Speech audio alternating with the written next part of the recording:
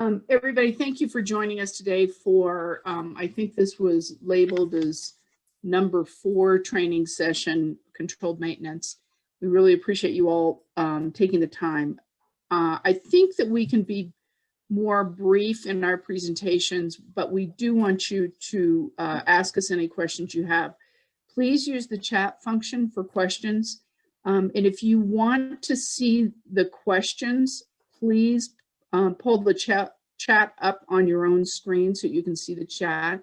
Also, if you are wanting to ask a question, if you could ask it to all instead of just the panelists, that way everybody can see what the question is as we're going forward.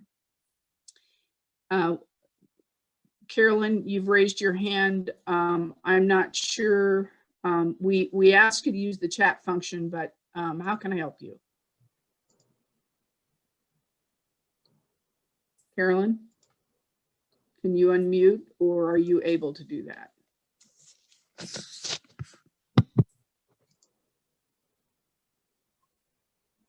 Okay, so Carolyn, what I'd ask you to do, if you don't mind, is if you have a question, go ahead and use the chat function and we will answer it as we go forward. Also, if you have a problem with the size of the screen. Hello. There's yes, Carolyn. Great. Chat is disabled. Okay. That's interesting because we've been receiving chats. That's interesting. Well, mine says it's disabled. Okay. All right. Well, we'll work on that. How about that? Because we've been receiving a lot of chats from people, and I'm not sure, Caroline. So maybe what you can do, Carolyn, if you have any questions, maybe you can either text me or email me, and I will keep an eye on my computer as we're going through this. So if you have a problem with the size of the screen, if you can't see the screen well enough, don't forget, if you use the view function, which is in the upper right-hand corner of your screen, and you use the standard, or if you use the side-by-side with speaker, that will enlarge your screen. So whatever you need to do with that, go ahead and do that. We will have these presentations available for you later on. But I just wanted to make sure that you all know about those functions. And then the last, I think that's it. So let's go forward, Rod. Okay, prevailing wage. Whoops, if we could go back. Thank you. So the, and I think we've probably beaten this drum enough that everybody is aware of this now. We are requesting a 6-month delay in the rollout of prevailing wage. We have not been granted that delay yet, but we are hopeful. If that delay is granted, it would mean that instead of activating prevailing wage on July 1, 2021, we would be implementing it on January 1, 2022. However, higher education institutions, please understand that your exemption approval still remains July 1, 2021. In other words, any project that you have approved by your governing boards before July 1, 2021 will be exempted from this first round of prevailing wage, just so you know.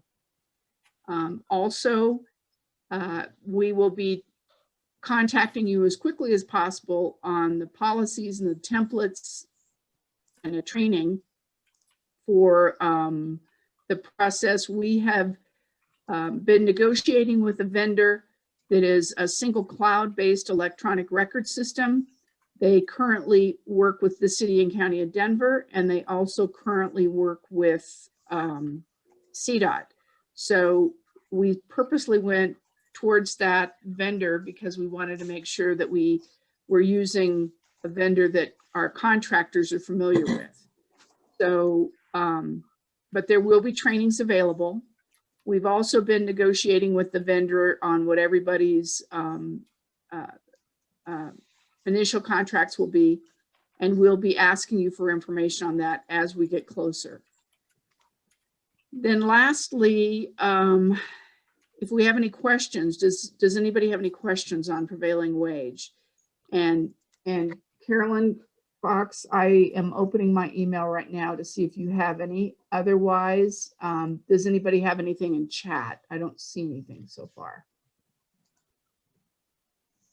Okay, so we will be getting you more information on that as we find out more as to what is going to be allowed, and just keep your fingers crossed. We are hopeful that we have the support to postpone this. And I may have said it before, but the reason we're needing the postponement is due to COVID, and we spent a majority of our time building and then deconstructing COVID hospitals, and now I'm spending a certain amount of time negotiating leases and wraparound agreements for vaccination sites around the state. So we haven't been trying to avoid you. We've just been really, really busy. So with that, I will let it go. And I believe, is it Rod? Are you up next? Yes, All right. I am. Thank you. So I'm going to run most of this next few slides, but Tana, Paula, and Garth may interject if I skip something. So control maintenance 5-year plan. There's a couple concerns, issues about this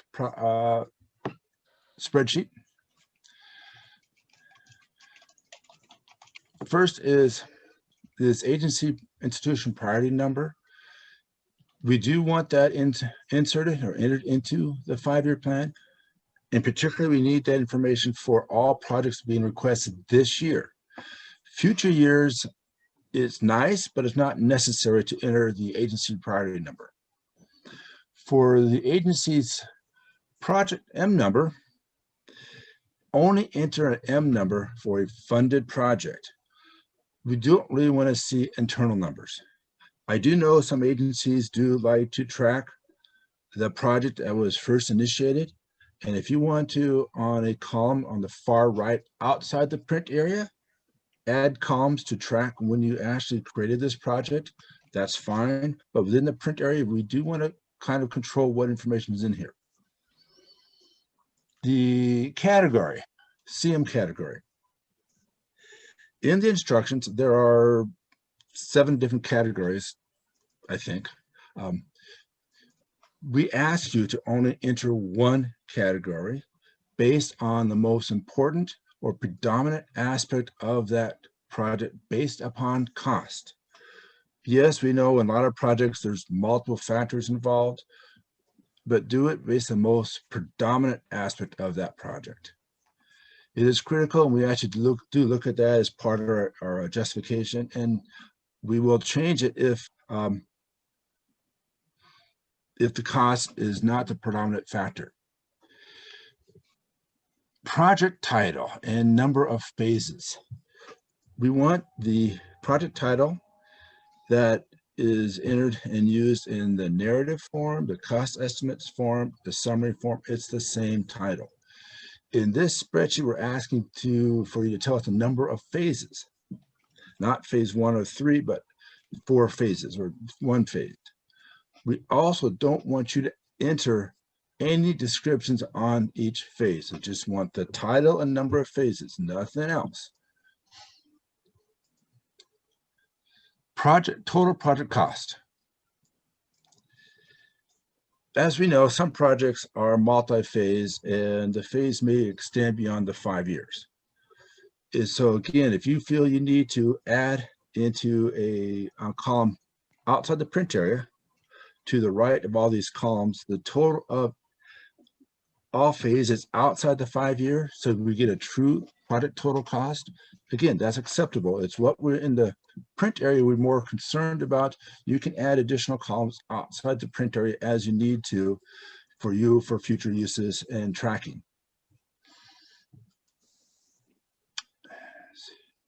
Prior appropriations. We only want information from projects that are part of this project. If it's phase 1, there's no prior appropriation. If it's phase 2, there will be a prior appropriation. And if there's a prior appropriation, we also anticipate a project number. They go hand in hand. And for columns 7 through 11, which is future phases. 1, enter whole numbers. 2, do not link those values to any other spreadsheet. Because when you send these forms to us, those associated spreadsheets are not sent. And so it comes up as errors, and every time we open it, and sometimes the values don't come across correctly. And I've had some spreadsheets not even open because of issues like that. I've had to PDF it or something to make it work. I also know that projects have been around for a few years. You may apply an inflation factor to those out-year costs. Yes, you end up with decimal values. Please round them up to the nearest whole number before you send them to us. And see what else is on there. I think that's it, unless there's something from either Tana or Garth. I want to talk about something if I missed anything. I'm good, thanks.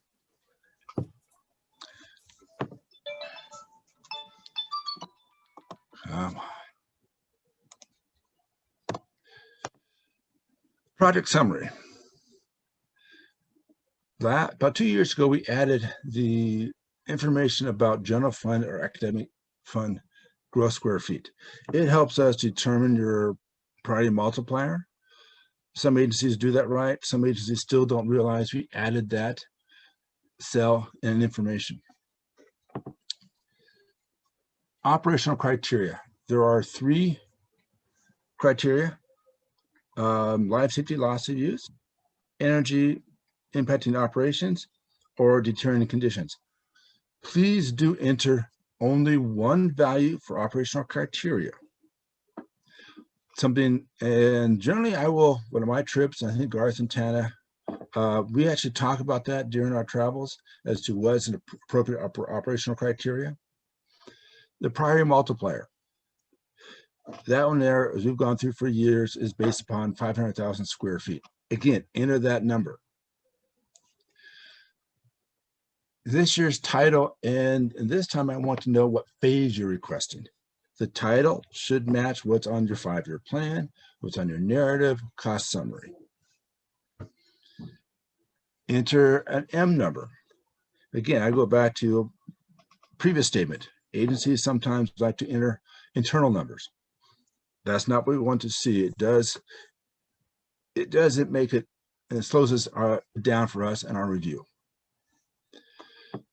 Again, your agency priority number is very important to put that in here. It helps us look at your projects. So when we do our review and scoring, we're also recognizing your internal prioritization. It's very beneficial in our process of the review. And for a few agencies, you may actually have external funds you need to add to it. It could be some military funds. It might be by chance internal funds. If you need to add internal funds, go ahead and add a row or so in here so the total value does work out. And I don't see anything about revision date on this one here. And since the chat is not working, I'm not sure. Some people are chatting, some people are not. So I don't know if there's any emails with questions. Don't see any. Okay. And if there are, if you want to just make sure you send those emails to Sherry at sherry.giroux@gmail. No, don't send them there. Sherry.giroux@state.co.us, and I'll make sure I get them forward.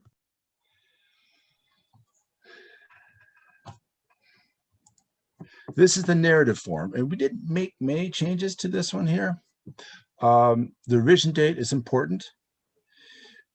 And as we've talked about naming the files with your agency number, your fiscal year, the short name of the file. If you need to submit a revision, we want you at the very end of the file, just put down R1 for revision number 1, R2 for revision number 2. We don't want a date in there. Again, the length of a file name can corrupt a file. And so we're very cautious and concerned about the length of file names. We added in this table here, year built. During our reviews, I end up having to go to the build inventory or other places to find out the year built. So it became an important factor that we realized we missed when we first added this. And as one person stated last week, there are some legislative legal reviewers are actually asked for that same information. So it's become an important clarification or addition to this Word document. History of appropriated projects. Please only include projects that are related to this project. Yes, you might have other projects going on your campus or your facility, but they're not related to this request or the building or the site of this request. We don't need to know about it. Yes, you might be doing some sidewalk work nearby, but it's not part of that building. We don't need to know about that sidewalk work. Description. In the description, as always, don't be too brief on the description. It needs to explain the current problem, code deficiencies, ability to purchase replacement parts, age of the system's components, additional, etc. We don't need pages of a description, but it needs to be sufficiently complete to understand the request. I will look at 40 to 50 projects in the course of a summer. Yes, I do a good job of remembering, but going back and rereading the description does help me understand the major components, the criticality of this request, so we could properly score it. Also, include into the description, are there any historically designated buildings or is it on a historically designated site?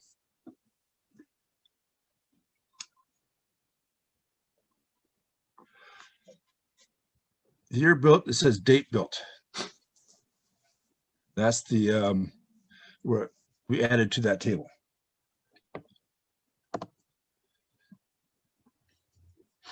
Okay, page 2, the descriptions.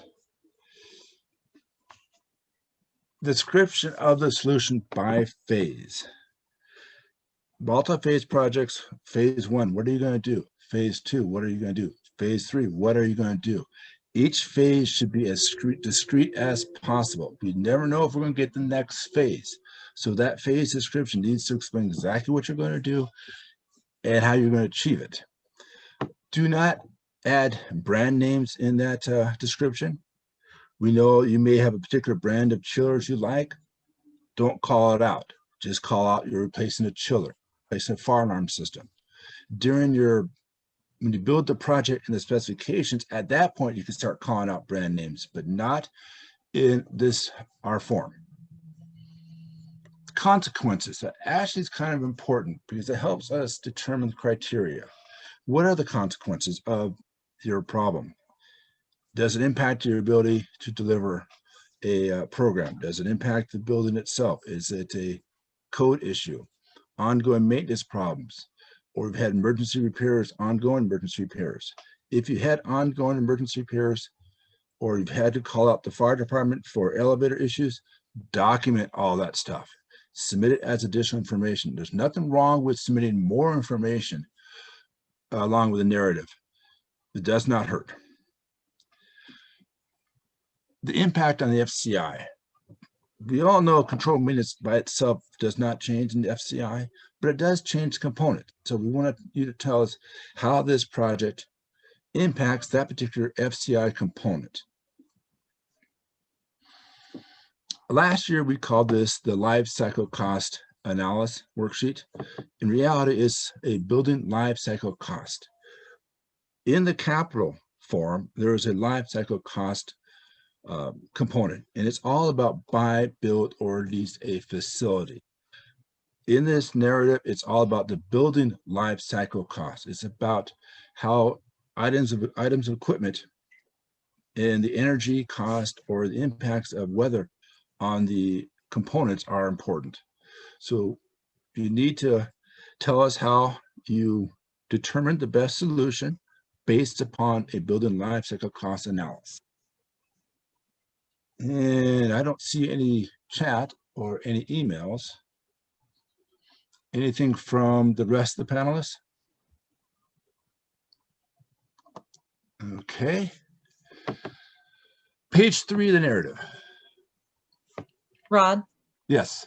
there's one from Gargi that says, for continuing projects, does the description need to include completed phase description? Sorry, can't change to include all in the chat. It's frozen. Oh, sorry about that. And the answer is yes. In the description, we do want you to tell us what you did achieve. So all 3 phases are in there. So we know that phase 1, what you did, phase 2, what you're planning to do or what you did, and phase 3, what the goals are. It does help us confirm what you're doing. And sometimes, as we have found out, what you planned on doing in phase 1 did not happen for a different reason. Tell us that in the description for phase 2 or phase 3. We have found out by putting it into our narrative in our annual report, and when that gets accepted by the CDC, there is an acceptance of any scope change. And so please tell us in your narrative what you actually plan to achieve by phase. And if you did not achieve something by a previous phase, during the site visits, we'll talk about that and put that in the description so we can get it blessed by our legislators.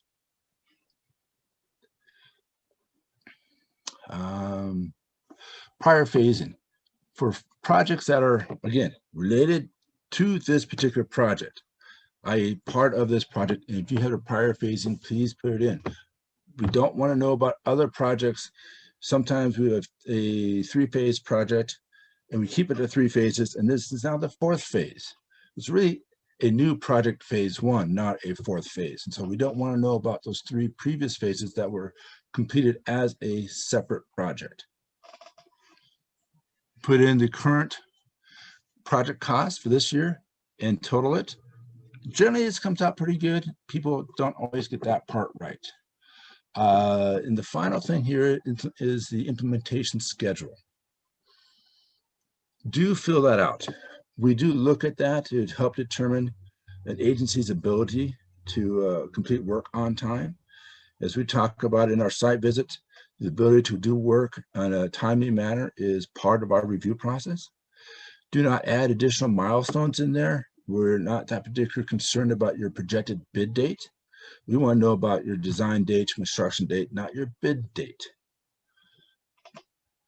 And when you build your schedule, do consider when the funds will be released or when you hope to start work. Sometimes the goal is get work started in the summer. So your design date needs to reflect that you want to get done in time for summer work. Any other comments? Yeah, Rod, I want to make one more comment about the schedule. It's important to factor in when the funds might get appropriated. I've seen quite a few of these narratives that assume that they're going to get the money in March and they're going to start design in March. And yeah, we usually don't actually see the long bill get signed in March. So let's be a little bit more realistic on when we'll actually have the funds and you can actually start design, not necessarily when you will solicit. It's the same as with construction. We're not particular about when you solicit, but we are interested in when you're actually going to start design and when you're going to start construction. So that's all I had. Construction. Again, the revision is important. So if in our review come August, September, we ask for you to go back and revise your cost estimate, you may have forgotten something or done something wrong, we do want you to add a revision date. Include any estimates received. Again, as I said earlier, if you have backup documents to support the cost estimate, go ahead and submit those backup documents. And if the backup documents have all the details, you don't need to transfer over detail by detail into this cost estimate.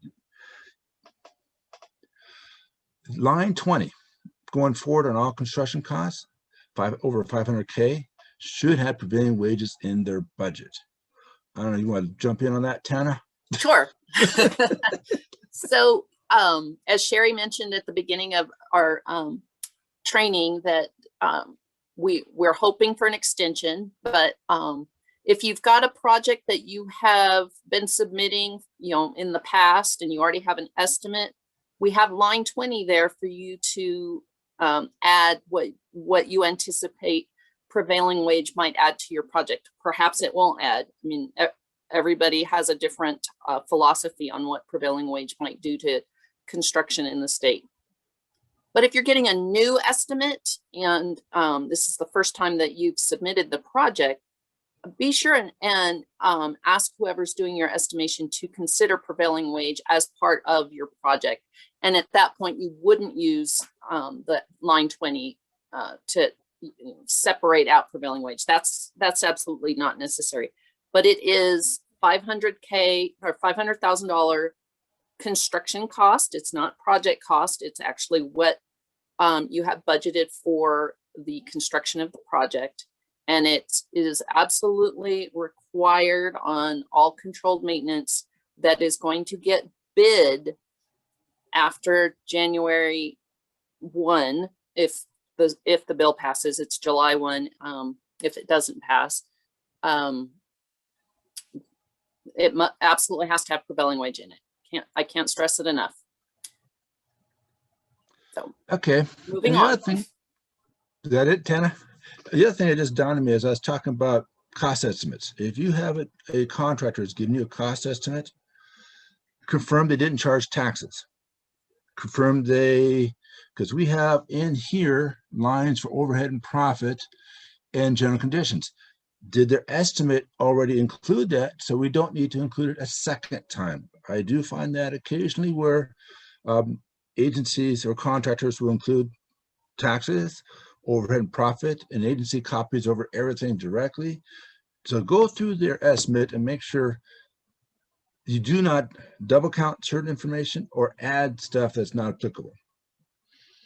Line 30, square footage cost is helpful. I mean, it helps me when I look at projects to validate your cost is appropriate. And see. All right, final slide. This is But before I move on, Rod, okay. Mark Guerrero asked, how does prevailing wage work for other contract delivery methods like design build and CMGC? It's absolutely the same.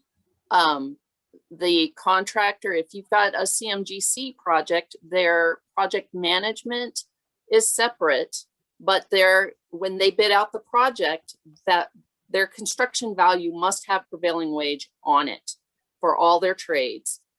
Similar design builds, the contractor has to have that in their design build construction value. They're not going to add it to their design fee, because if you look at how we request their pricing in their proposal, the design fee is always separate from their construction fee or their construction cost. So it's absolutely in there. It's just separated the same way we have it in our request for proposals. And the other thing I wanted to add back there is on the square footage, where I had someone ask offline about what does tangible mean? So if you're requesting that your entire sewer line on your campus be repaired, we don't want to know the linear foot and do your algebra to figure out what the square footage of your sewer line is. What we want to know is, if you're doing a fire alarm, how big is the building?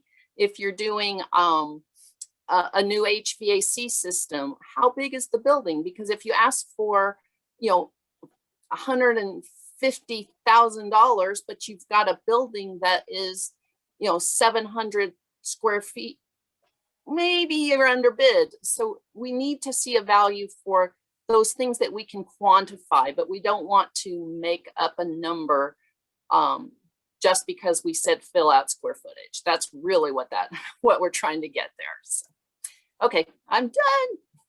Well, we also had a question last week about COVID. Do we want to bring that up and talk about how we answered it last Monday? Because the issue is with mechanical systems and other stuff, COVID could impact a project cost. Yes, go back and reevaluate your cost. If it's a brand new project, you definitely can build it in. If it's an existing project, talk to us and see how it may impact a phase. But yeah, it's still a potential issue in cost estimates.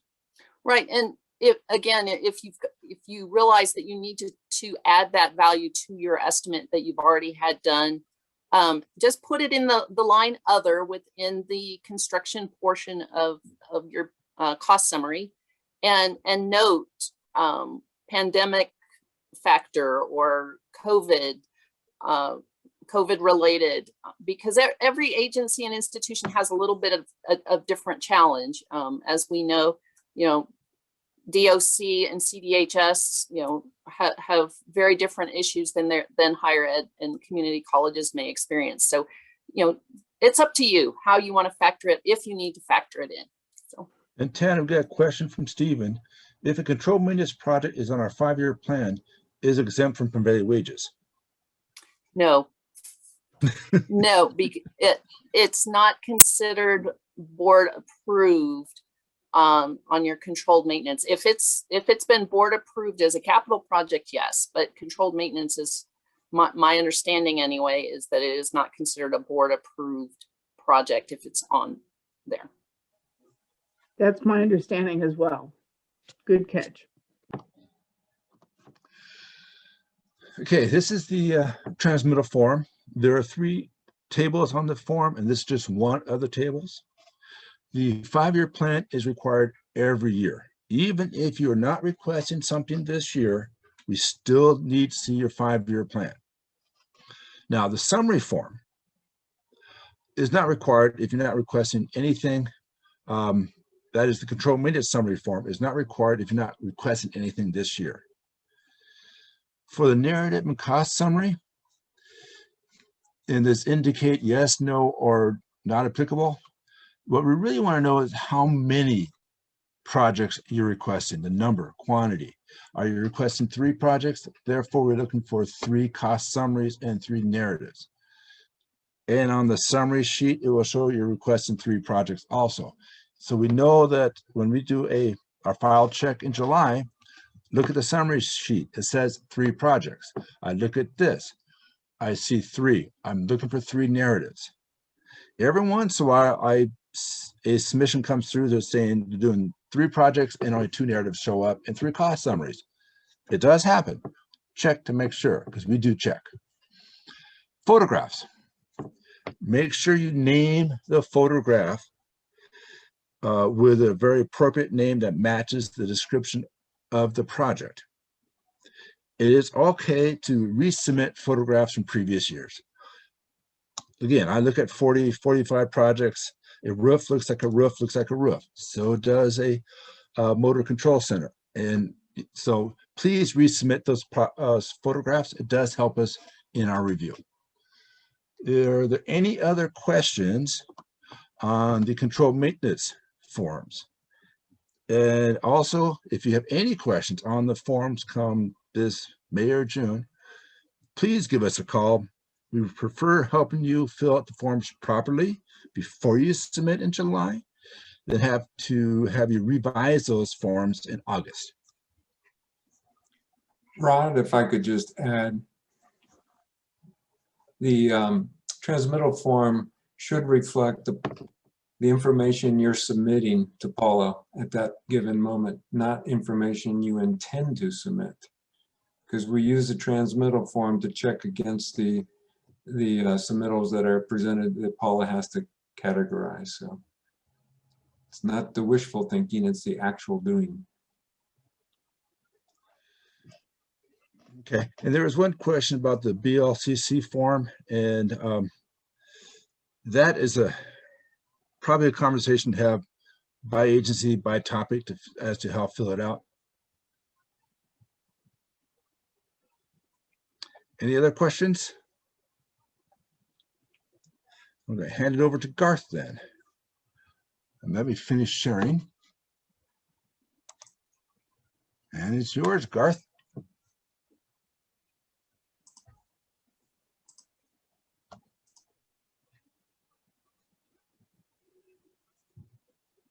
Okay, I hope that came up. It looks good, Garth. Good. Well, thanks, Rod. You all are going to hear many of the same topics repeated because they apply to the capital construction and capital renewal forms as well. But we'll take a look here as we go through. The prevailing wage, same thing is true. I don't know if there's any other comment that anyone has on the panel about this for capital construction, capital renewal. Hearing none. So the 5-year plan, again, revision dates, have really become somewhat of a lost art in filling out. So we really do appreciate it if you do identify when you are submitting a revision, as well as having it named as been described in the title of the actual document when you send it to Paula as a revision 1 or revision 2. As in the controlled maintenance, project title should match the narrative and cost submitted on the summary forms. Make sure you enter the phase, gross square feet, all the blanks should be filled in, including priority numbers. Page 1 of the narrative, again, the title, make sure it matches the cost summary form and your summary itself. And then the risk management number, every agency should be getting new risk management values to add to their building inventory every year. And make sure that your risk management number, not your internal agency number, is provided so that we can cross-reference it. And if it happens to be a new building, in that rare case, there may not be a number, just insert NA in that situation. Again, revision dates. On capital construction projects over $500,000, they require a facility program plan. The date approved on this form is the date that OSA has approved the facility program plan, not an internal approval date. And for that reason, we've asked that you submit facility program plans no later than the 1st of May so that we have time to review them prior to your submission in July. The projected FCI after completion of the project. Again, on these larger projects, we anticipate there is going to be a change in your building FCI, and we would like to see the impact of that reflected on this form. After the completion of this project, we would hope that you would go back to your building inventory and update that FCI for the year following the completion of the project itself. If you would look into the instructions, you'll find a very detailed list of information for the project description section that relates to CC and CR projects separately. So take a close look at that as you're filling out this form and reflect the information that we've identified in the instructions themselves. When we are filling out the past projects, as was mentioned by Rod, we're really looking for projects directly related to this particular request. So if you're requesting a major mechanical overhaul of multiple buildings or even a single large building, we're not looking to be aware or be made aware of a sewer replacement that took place necessarily. So we're looking for funds that have been spent towards this project or related to this project, including any internal funds, operating funds. And Paul has asked me to make sure I comment on adding the revision R1 and R2 to your naming protocols. There's a lot of people within our group looking at these documents and tracking these documents. So anything you can do to help, it will be greatly appreciated. Moving on with the narrative. As Rod's mentioned for CM, if you have projects that you have reports and estimates that have been completed by your agency to help validate the need for this request, certainly make reference to them in your narrative and include them in your submittal as a separate attachment. I'm going to let Rod talk about the next 3 items because these, you'll see his reference in all of them if you have questions. So Rod, would you like to pick that up? Thank you, Rod. Garth. Yes, I Sherry. apologize, Rod. Before you start, the prevailing wage questions about controlled maintenance for institutions of higher ed.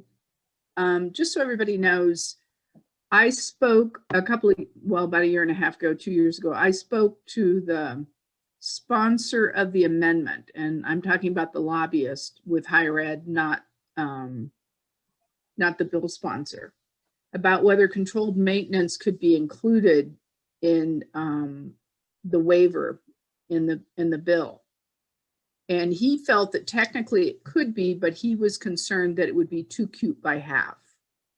So that particular institution of higher ed will not, or last time I talked to him a year and a half ago, we're not going to be including controlled maintenance. I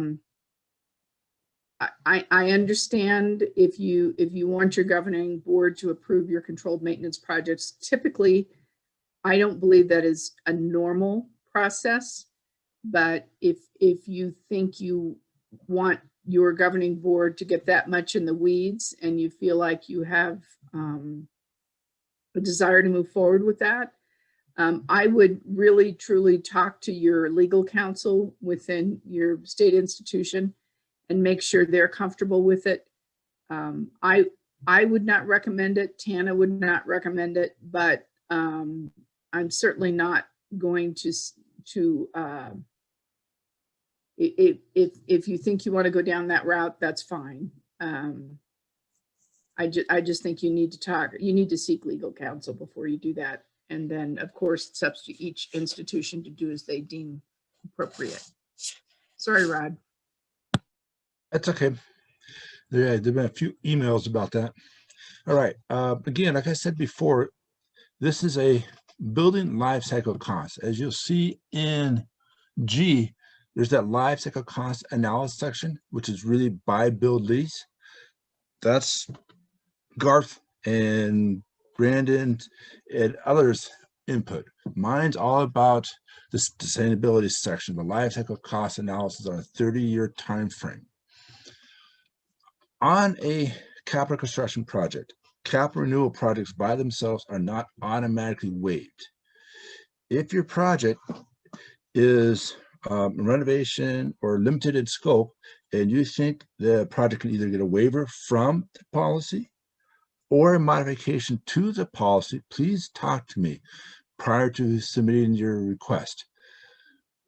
On renovations to projects, yes, it can be difficult to get gold. You might get silver, you might get certified, or the work you're doing, the modification to the policy might be to be third-party commissioning.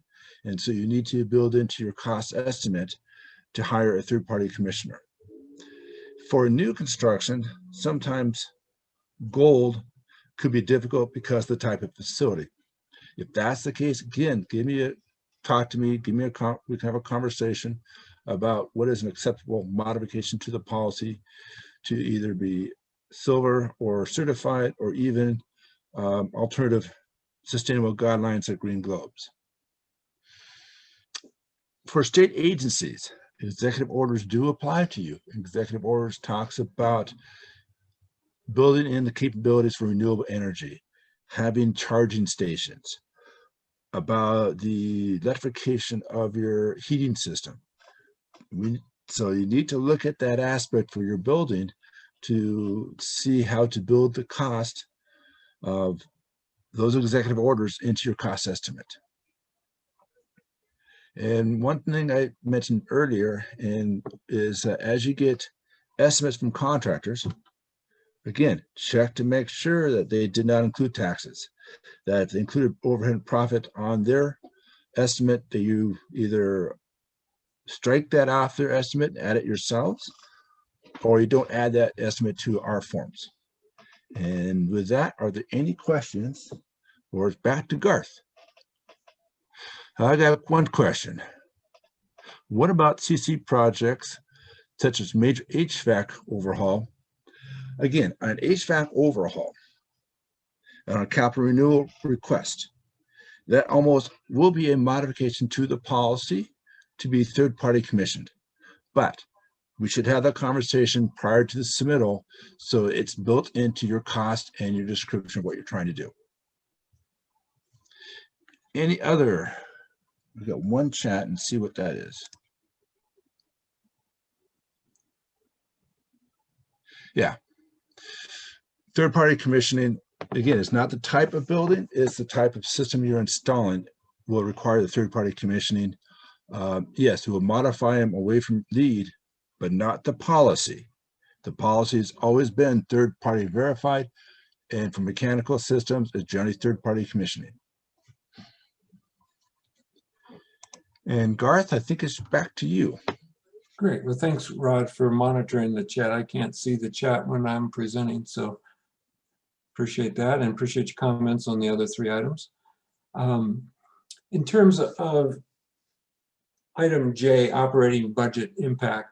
So just to be clear, what we're looking for here is costs associated with outside of the project cost, but are related to the requested changes or budget request that is being made. So if this is a capital construction project and there's FTE going to be involved or other outside costs, we want to be sure we represent to the CDC the total impact of this request, both from a general funded point of view as well as your operating cost point of view. So be sure to identify that. The summary form. Again, my favorite topic, revision dates. And for Paula, make sure you add it to your title.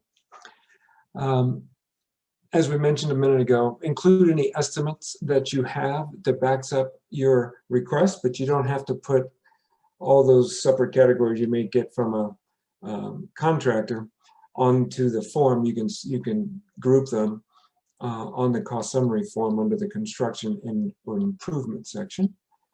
Line 26 going forward, construction costs over 500,000. Again, this is a prevailing wage issue that was discussed earlier in the presentation. Is there any other comment from Tana on that? Are we good? I think we're good. As mentioned, older estimates may have to add this if you're resubmitting it. Not only would you add your inflation, but you may have to add your prevailing wage additional cost. And it's anticipated that on a new estimate, on a new project looking forward, that prevailing wage is already included in your cost and does not have to be broken out separately. It's important that we include your general conditions and your profit and overhead within the construction improvement section. If they could be built into the cost that you provide in terms of your partial outline of the breakdown, or you can add a separate line item if it's easier for you to just identify that, similar to what was in the controlled maintenance form. But make sure that that cost is in there so that the line 29 on the form, or a higher number if you've added more lines, but that line 29 is really the value that we're using to establish the percentage in art in public places. That's why it's important to have it in the construction and not listed under miscellaneous or equipment or some other sections on the form. Excuse me, Yeah. Garth. There's a message in chat I don't think we've addressed. It's from Mark Guerrero. Would we be able to submit our participation of our IT and facility staff to ensure our construction standards are met? The question is asking whether we can add that cost to the project expense. Do you think? Yeah. I can't see it. I'm not sure exactly what he means. It says, would we be able to submit our participation of our IT and facility staff to ensure our construction standards are met? Well, I'm gonna ask Yes, Rod. to add the, Okay, yes, to add to project I expense. can answer that question, Garth. Okay, You cannot add to the cost of a project any cost from any of your staff at all. They need to be involved, but their cost cannot be a part of the project. That is a fiscal violation to pay for your staff out of a construction project. okay, So all costs in the request has to be outside of state government. It's cost to other vendors or other contractors, or subcontractors, designers, etc. Okay, anything else, Paula? no, it's, Okay, so next to last is a discussion about supplementals. And there has been some confusion in the past about what the values on the supplemental form, because it doesn't get used a lot. So I want to just touch base quickly on the supplemental form to hopefully clarify that. Obviously, we got revision date, and obviously Paula wants to have that added to the title on the data that you submit. But under section D, the excuse me, Garth. funds, yeah, It's not the date. They don't add the date, the revision date. They add R1 or R2, not an actual date. right. Okay, Sorry if I didn't make that clear. Here we want the date, and Paula needs the R1, R2 in the title, in the document title. And just to clarify, revision date is the revision. If you submit a supplemental and there's a review and some modifications to that supplemental are required, then you resubmit that as a resubmittal of the same supplemental with a revision date. So it would be only used when a change to the original supplemental is requested. And on that topic, I need to kind of go back and touch on the fact that when we have revisions to a capital construction, capital renewal, or a supplemental, OSPB needs to be copied on that. So the process has been internally, OSA reviews your request. We have discussions with the agency about the request, and if there's a need to make a modification to that request, the agency makes that request, sends it back for final review. We say, yep, that's exactly what we meant. It looks good. It's accepted. It's up to the agency to resubmit that to OSPB, because OSPB only has what you submitted because you copied them in July. So any modification since July needs to be, OSPB needs to be updated. Paula, did you have a comment? yes, in the chat, Randy is asking, what about IT, OIT fees? How do they get paid? This is Rod. That actually is an interesting question. I mean, I have to go back and look at fiscal rules. Fiscal rules don't allow you to pay for your own staff, but I'm not sure if fiscal rules don't allow you to pay for a cost of another agency, just like we do for elevator inspections. That's actually another agency, but we pay for that cost. So I think we need to go back and look at fiscal rules, because OIT and their services to a project might be outside the fiscal rules. I don't know. We can look at that. All right. Thanks, Rod. So going back to the summary item D, the total fund category there is really just a dollar addition that you're requesting from the original appropriation.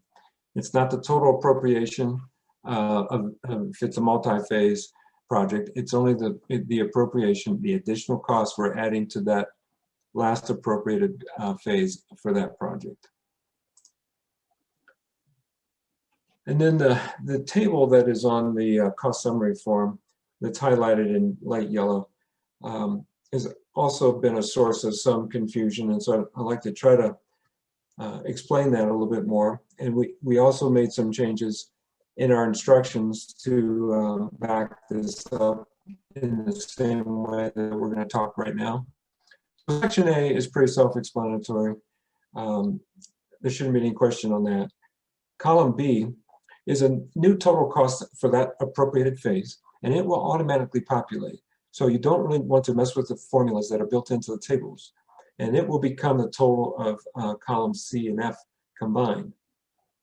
So column C is a total year appropriation excluding the modified year that you're requesting. So if this is a single phase project, as an example, there are no prior years, so this column would be blank. But if this was a two-phase project and you're asking for a modification to phase 2, information related to phase 1 would appear in column C. Paula, do you have another comment there? No, your hand's still up. Okay. I'm sorry. And then column D basically is the original dollar value for that requested appropriation to be changed. So this will be the original dollars that were approved. And column E is really the amount to be added to column D. So column E is that total in column E would match on the previous slide the total funds being requested. And then column F will automatically populate itself as well. And that obviously is the total of D and E. And then column B is basically the total of C and F. Hope that's not too confusing, but if you can kind of follow the logic, we basically want to know how much of the total appropriation prior to the one you're asking for is, what the original appropriation, the amount added, and then the new dollar amount associated with that request. And just as we discussed in the control maintenance, the transmittal form is a form reflecting what you're actually transmitting, first and foremost, at that given time. And it is asking for quantities. So we want to know for the first one, yes, you've submitted a 5-year plan. Obviously, that's a quantity of 1, so just a yes. Capital construction narratives, capital renewal, capital construction narratives and summaries. We're really looking for the quantity or the number of ones you've submitted so that we can tie together and make sure we're not missing half of a submittal. Same with your supplementals. We want to understand the quantities. If you're not submitting a supplemental, obviously mark it with a no. And then the photographs. Again, we don't need 50 photographs for a capital renewal project or even a capital construction project. We want to get it down to 4 really good photos that we would include within our description pages in the annual report. It certainly would be reasonable to ask you to submit, 5 to 10 at the most photographs that we can try to pick and choose what we think is the best ones to illustrate the request. When we're looking at a lot of larger scale projects, there might be infrastructure infills, site plans and phasing plans are very helpful. And as was mentioned earlier in the presentation, in a previous presentation, we would like you to submit both a blank site plan and one that illustrates the phasing or the component parts. And then because we're crafting the graphics in the on the description pages, we need to be able to manipulate that and move things around to make it more clear. So please, if you are doing site plans, submit the blank and the modified ones together. And as always, we want that in a JPEG or PDF form. If you sent photographs for the same project, because this is a second request, you don't need to submit new ones, but if you feel like you want to, assuming it's not over 10, feel free to go ahead and submit those again. Are there any questions? not a question, Garth, but a comment to everyone. We will be posting our presentations tomorrow in the annual documents section of the OSA webpage.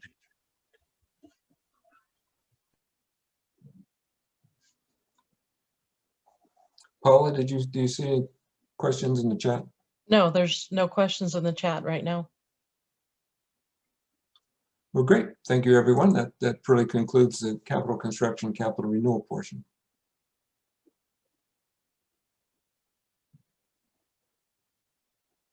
Thank you very much, everybody. This is great. So anything else from the good of the group? Or we, it's 3:06, 3:07. I think we're giving some time back. Is that correct? Looks I like it. believe so. Okay. Well, thank you, everybody. I've tried to keep up on all the emails that have been sent. If there's anything else that comes up, just shoot us an email. We'd be happy to help. So thank you very, very much for giving us your time today. Take care.